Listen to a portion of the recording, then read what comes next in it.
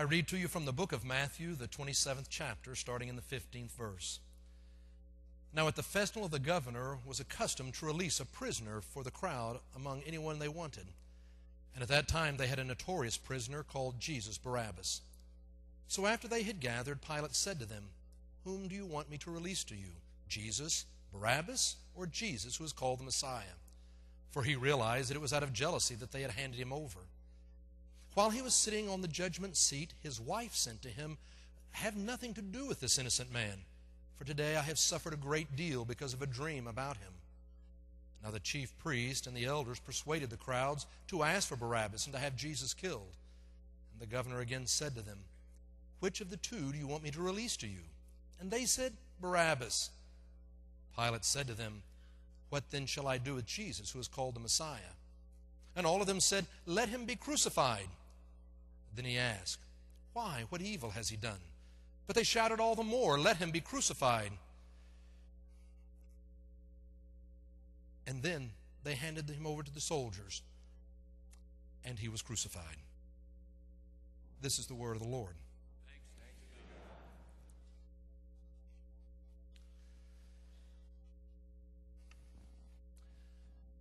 Recently I was reading a book entitled Picking Cotton. It was written by Ronald Cotton and Jennifer Thompson. It was a story about Jennifer Thompson that took place about 25 years ago. She was a college student then, 22 years old. She was going to school in North Carolina. She lived alone. And one night she had come home, and while she was there and she was sleeping, someone broke into her house. They came in and assaulted her and raped her and threatened to kill her.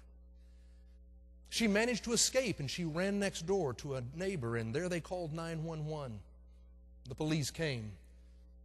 Jennifer said she had worked so hard to memorize everything she could about this man's face because she wanted him brought to justice. It was about 10 days later that the police had a lineup, and they brought Jennifer in and said, "Do any of these men look like the person who assaulted you?" And Jennifer looked at the lineup and she said, "That is the man. It is Ronald Cotton." She picked Ronald Cotton. And they took him to trial. And he was convicted. He was sent to prison for life. But the whole time through the trial and through when he began to serve in prison, he kept saying, "I am innocent. I am innocent." But Jennifer knew he was the man. He had been in jail for a few years when a man named Bobby Poole wound up being sent to prison. Now, Bobby Poole had been raised in the same neighborhood as Ronald Cotton, and they actually looked a lot alike. And after he was in prison, he confessed to another prisoner he was the one who assaulted Jennifer. And when the word got back to Ronald Cotton, he called his lawyer, and they got a new trial. And now Jennifer had to look, and there was Bobby Poole, and there was Ronald Cotton, and they said, "Can you choose the man who assaulted you?" And she said, "He's the one." And she picked out Ronald Cotton again. Back to prison he went. He was in prison for 11 years. 11 years when a new thing called DNA testing was gaining credibility and had come about.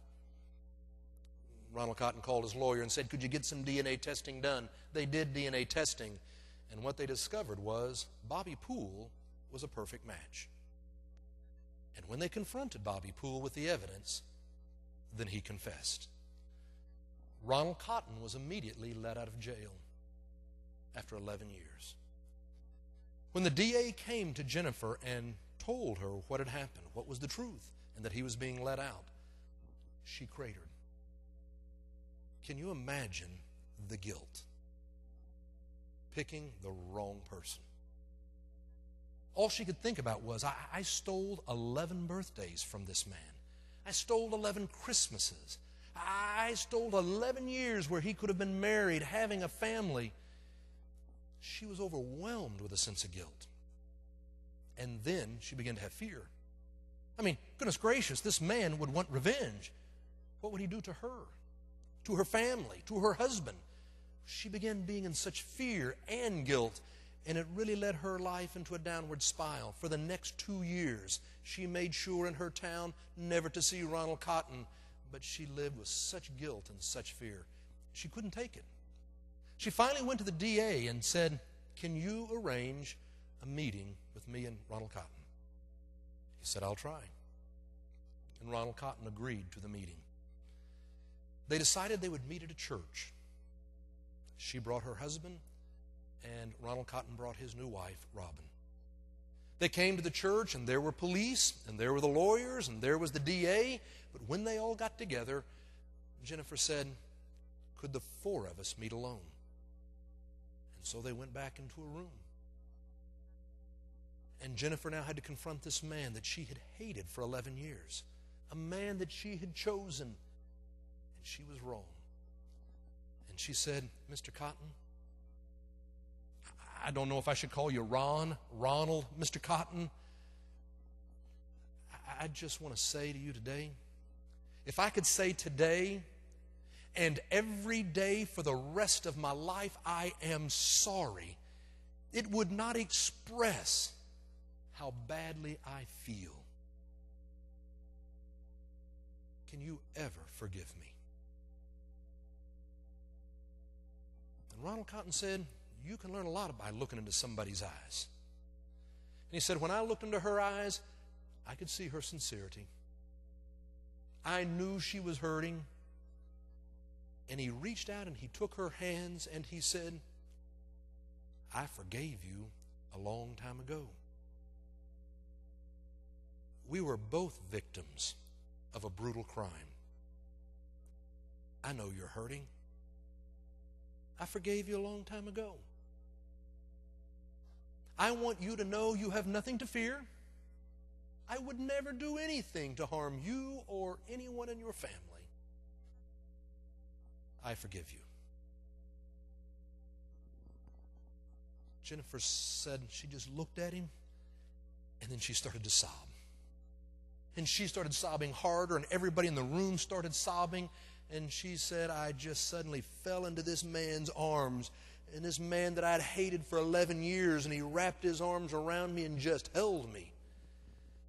And she said, "That day, Ronald Cotton set me free." Do you know what it's like to have guilt? Do you know what it's like to be set free? It made me think about our scripture lesson tonight. You remember how Jesus had been betrayed by his disciples into the hands of the high priest, the Sanhedrin. They'd brought him up for trial, and they tried him on the charge of blasphemy. And they convicted him that he needed to die. But they didn't have the death penalty, and so the next morning they took him to Pilate, the Romans, and now they changed the charge. It was the charge of treason. He's claiming to be a king, and that's a charge against Caesar. Pilate could see through their plot. He understood this was a political move, and he wasn't easily swayed by it, and so he said, "All right, I'll take care of this. We will flog the man." And they flogged Jesus. And he brought him back and said, "Are you satisfied now?" "No."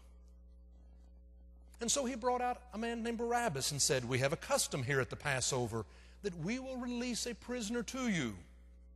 Who do you want?" Pilate had been warned in a dream by his wife, "Be careful, I've suffered because of this innocent man." Pilate was trying to get out of the deal. "Who do you want?" And the crowd cried, "Barabbas." "Then what do you want me to do with this Jesus? Crucify him." So he washed his hands and he delivered him to be crucified. It is one of the most poignant scenes that we have in the whole Bible. And I've often wondered about this man Barabbas. What happens to him? A man who was guilty of murder and insurrection.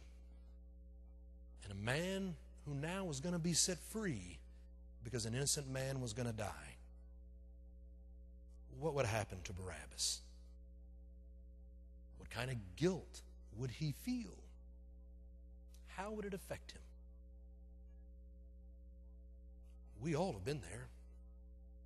We all have done and said things that have hurt somebody else. We all have sinned. We all know guilt. How do we deal with it? That's what I want us to think about this evening. And there's just two things that I want to say. First of all, I think it's important to remember that Jesus died on the cross not to make you feel guilty, but to set you free. When you and I come to church, in the church we focus on the cross. And when we focus on the cross, we talk about our sins. We talk about how we have failed, how we have not been all that we should have been. And you know, sometimes that's where church stops. We stop and all we do is talk about how bad we have been and how we have sinned. And if we're not careful, the church produces guilt. That's all that we do. We produce guilt. We are bad. But I think that Jesus died on the cross not to make you feel guilty, but to set you free. When Pilate said, "Who do you want me to release to you?" the crowd said Barabbas. You know, given the same choice, Jesus would have chosen Barabbas too. That's why he's the Savior.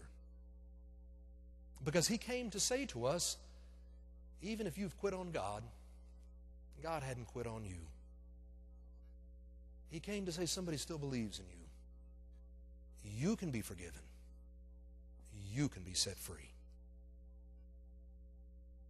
Years ago when I was living down in Houston, I had to go down to Galveston for a meeting. I'd gone down to Galveston and I was going to head on back home, and I started hitting some back roads to get on over to I-45 to head north. And as I was coming through the little towns, it's a lot like some of the little towns in Oklahoma. You know how you come along and you see a sign and it says Logansville, and you drive for the next mile, you don't see anything, and then you come to the sign that says leaving Logansville. But as you are driving along, there's a speed limit sign that always goes down.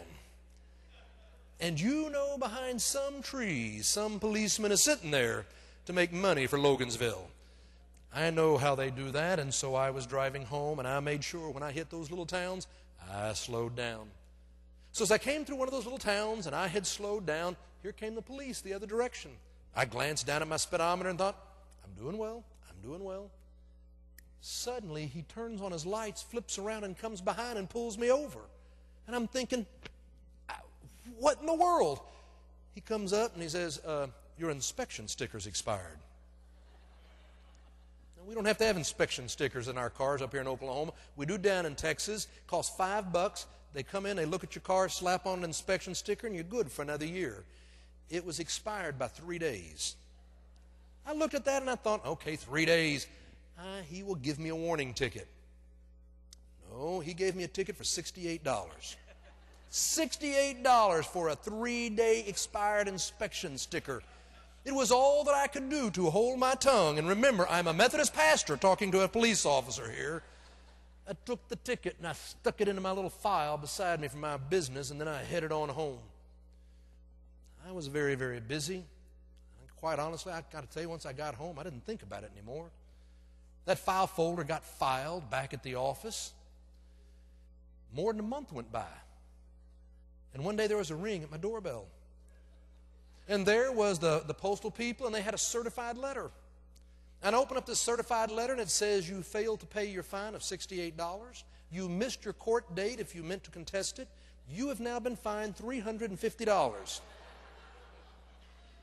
If you do not respond in 7 days, a warrant for your arrest will be issued. I came and said, Marcia, $350 for a $5 inspection sticker. They're going to warrant for my arrest? Clear my calendar. I'm going down there and I'm going to throw myself on the court and ask for mercy. Maybe I can get it reduced. I called to ask for directions, and they said, okay, if that's your court date, you got to come down the old road you came. You're going to go over the railroad track. You're going to run into a cornfield and you hang a left.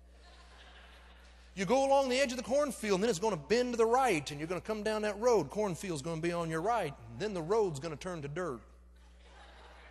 You're going to keep on going a few more miles, and you're going to see a tin building on your left and the cornfield on your right. That's where you're coming. I should have known right then I was in trouble. So help me. That is exact directions. I thought, I'm going to get there early so I'll be prepared. And I got on down there, and sure enough, you run into a cornfield. I hung a left, and I turned to the right. Finally, a dirt road. I still can't see anything. Finally, this tin building shows up. I may have thought I was going to be early. There was 100 cars there. They circled the building. I went inside. This obviously was not a hall of justice on a regular basis. This was a dance hall. You could see the bar over in one side. They had some chairs set up in the middle. On the other end was a temporary bench, and there's where the judge sat. There was a line of people around there waiting to check in with the clerk. It took me 1 hour before I got to the clerk to hand my letter to say, I have sinned. Here is my letter. I'd like to see the judge. She said, fine, take a seat. I went out there and I took my seat. And for the next hour, I watched justice. As people walked up to see the judge, they'd walk up, they'd say 2 or 3 words. He'd say 2 or 3 words. You were out of there. Justice was done. I sat there watching, and I thought, I know how justice is done in Texas and small towns. I'm going to walk up there, and he's going to say, hang him, out of here. That's how we do it down there. I mean, I'm sitting there watching this. 2 hours have gone by now, and I am really very anxious about this. When I hear over the loudspeaker, they said, Robert Long, report to the clerk. I get up and I go back over to the clerk, and I said, what's the problem? And they said, we can't find your paperwork. And I said, ma'am, I brought you the letter. Here is the letter. I brought my letter. She said, I know. No, you did everything right. We can't find your paperwork. I said, what does that mean? She said, means it never happened. It's wiped away. You're free to go. I said, excuse me? What did you say? I'm saying it's like it never happened. You're free to go. It's been wiped away. I moved that car.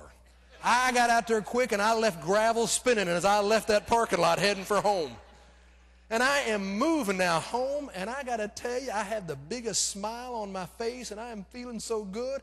I mean, it's been wiped away. I saved $350 for us. I cannot tell you how happy I was. And it suddenly hit me. Bob, do you know what grace is? Grace is when you know you were guilty. But then you hear the word, it's been wiped away. It is all forgiven. And you are free to go. That's how good it feels. That's how good it feels. Grace is all about knowing that even when you quit on God, God hadn't quit on you. In Jesus' day, people believed that God's love was for those who are good. If you're following the commandments, if you're doing the right things, then God loves you. But Jesus came along to say, you're right. We want people to follow the commandments. We want people to do well, and God will love you. But God also is going to love the harlots and the tax collectors and the sinners. Even when you quit loving God, God hadn't quit loving you. We don't know for sure, but church legend has it that when Jesus was taken away, Barabbas was curious to see what happened. There are many stories of how Barabbas tried to follow at a distance. He didn't want to get too near those soldiers again, but he went along, and he was there at the cross. He was there to hear Jesus look out at all those people and say, Father, forgive them, for they know not what they do. Jesus didn't die on the cross to make you feel guilty. He died on the cross to set you free. So secondly, the real question is, what did Barabbas do with the opportunity he gets? What does it mean to be forgiven? And now what do you do?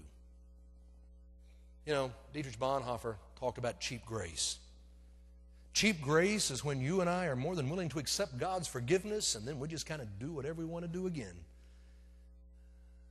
No, when you and I have received that gift of God's forgiveness, we are then called to be the forgiving people. We are the ones who are then called to be those who go out and bless the lives of others. We have been forgiven. The past is wiped away. You are set free to now be a blessing to somebody else. It was Jennifer Thompson and Ronald Cotton who, after they went through this experience, said, we need to go talk about this. And so they wrote their book, Picking Cotton. They've been traveling around the country for years now, talking to people about race relations, talking about our justice system, and talking about the importance of forgiveness and how it sets you free. You got to do something with the opportunity that's been given to you. Barabbas. What did he do? What did he do? More important, what do you do with the opportunity given to you?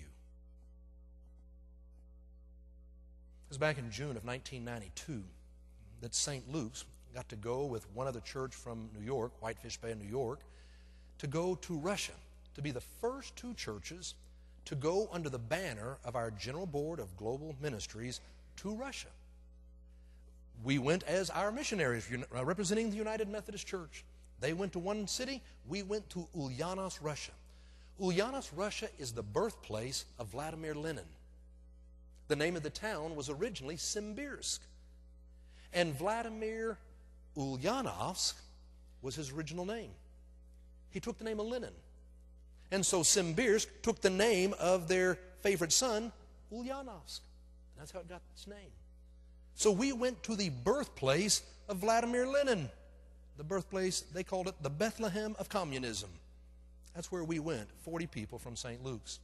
We went there, not as tourists, we went and lived in their homes. We ate with them, we rode with them, we saw their jobs, we lived with them for more than a week.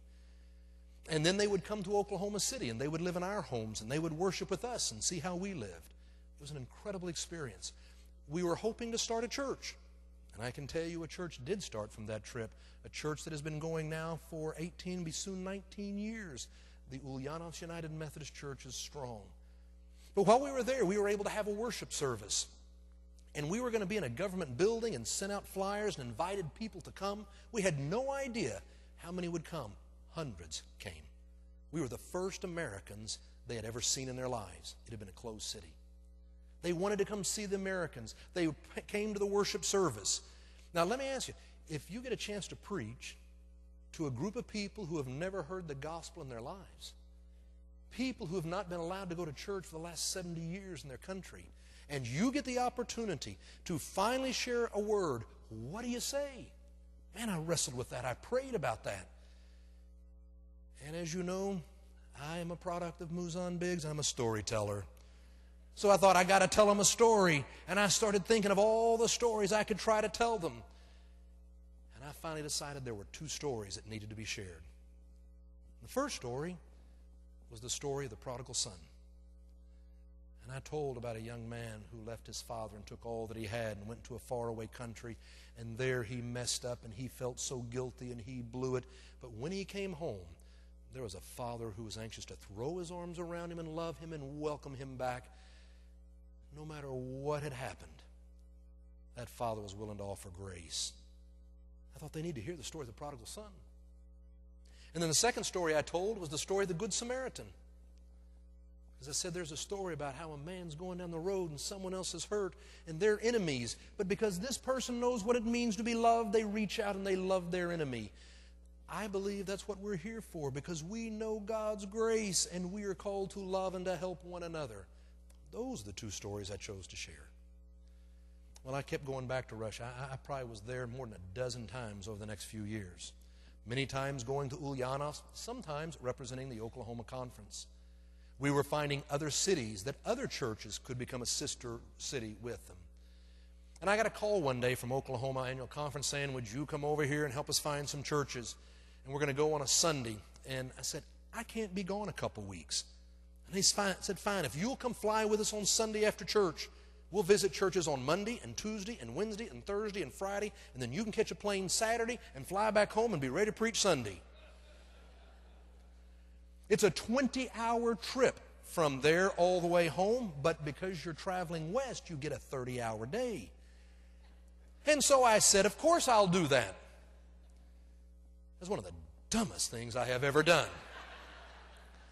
But I flew out Sunday right after church, and boy, I went to, churches on Monday and Tuesday and Wednesday and Thursday and Friday, and I met all the Russians, and we talked, and Saturday morning I got back to Moscow airport. And I'm there, and I'm thinking, I got to get on this plane, and I got to sleep. I got to rest. It's a long day, and I got to preach tomorrow, 3 services, and I'm so tired and think I got to work on my sermon. You got to rest and you got to work on your sermon. I'm standing there in line waiting to go through the line. And I'm standing there in the airport, and I suddenly look out and I see something out of my peripheral vision. And when I finally look over, there's a man and another lady, turned out to be his wife, and then there was another lady between them. She was older, kind of short, and she had a shawl over her head. The younger man looked at me and he said, "American?" "Nah." "America?" "Nah." He hands me a piece of paper. It's in English. It says, "Hello, my name is Irina. I am traveling alone. I am going to America to be with my family. I do not speak English. Would you please help me?"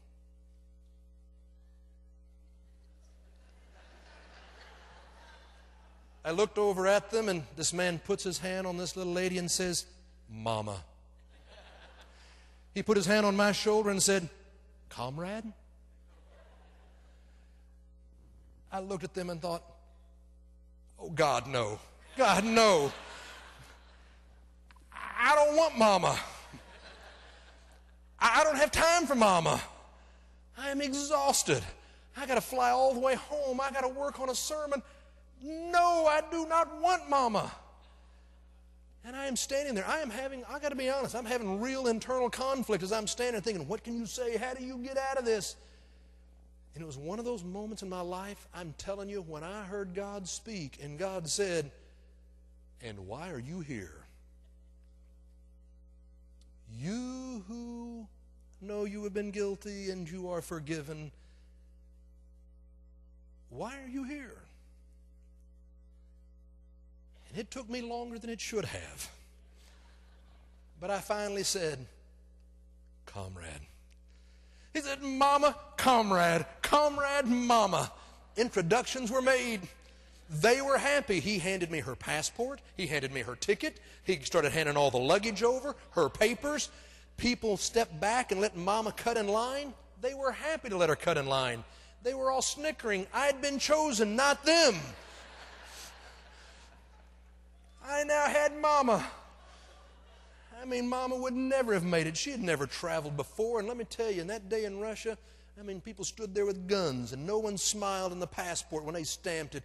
It was not an easy place to be. And I'm now herding Mama, and I'm trying to get her bags checked. And, you know, this is almost 20 years ago, and I'm carrying we both have lots of carry-on baggage. And when we get on the other side, I look like a porter walking behind Mama with her bags and my bags. And you know, you get to the plane, there's no jetway out to the aircraft. No, you go outside, you walk on the tarmac, and you walk up the steps to a jumbo jet.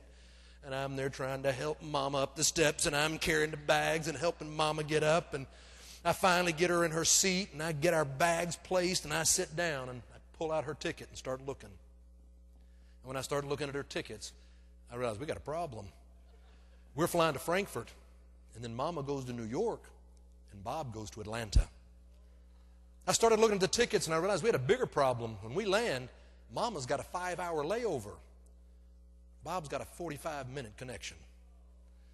So when we suddenly land, I am jumping up and kind of pushing people out of the way. I'm grabbing bags and saying, "Come on, Mama, we got to go."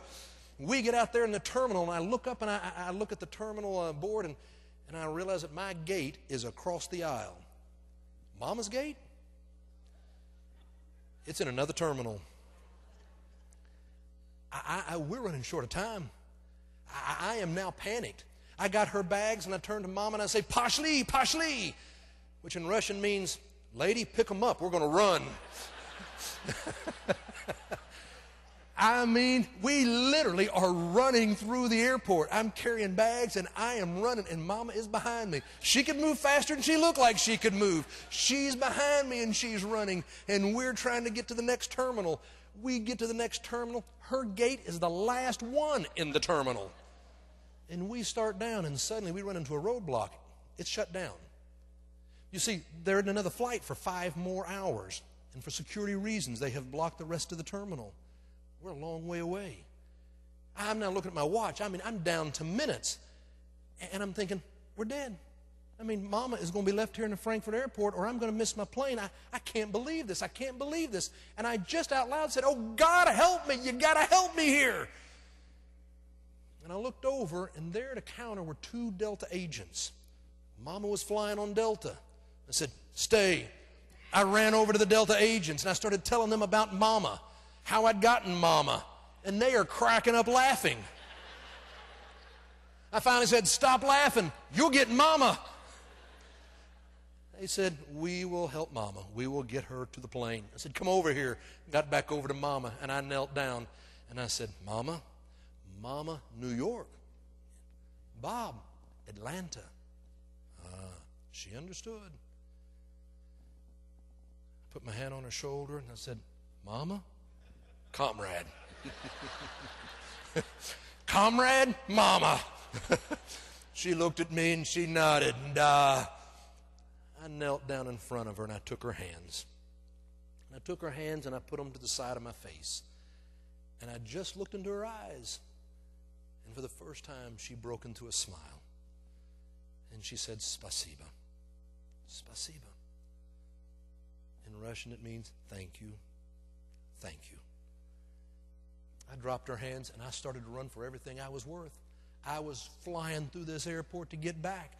And when I finally got back to my gate, no one was outside. There was a ticket agent standing there at the gate. I came running up with my ticket out, and she said, I don't know. I kept right on going. I ran down that jetway, and I literally stepped onto the plane. They looked at me, and they shut the door. I had no more taking my seat. We'd already pushed the gate. I am sitting there, sweat is pouring off my face. I am sucking air. I am breathing hard. But I got to tell you, I felt so good. I mean, I'm just kind of smiling. I said, God, we did it. We did it. We took care of Mama. And again, it was like I heard this voice, and it said, if you feel so good, why were you so hesitant to help Mama in the first place? Why did you almost say no? And I got to tell you, I thought about that for a while flying out over that ocean. I almost said no because I'm busy. Because I had other important things to do. Because it wasn't convenient. I, who know what it means to be a sinner and to be forgiven and set free, I almost didn't take the opportunity to bless the life of another. The good news? Jesus didn't die on the cross to make you feel guilty. He died on the cross to set you free. I think the question tonight is, so what are you going to do with the opportunities that are given to you?